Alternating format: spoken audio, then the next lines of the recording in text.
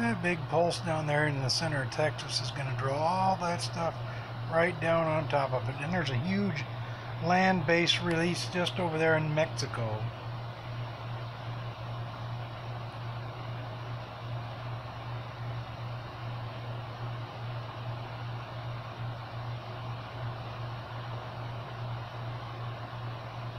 So everything's turning and heading right down to that spot down there in Texas.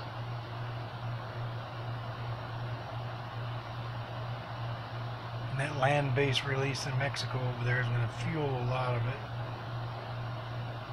That's some serious hardcore stuff going on over there.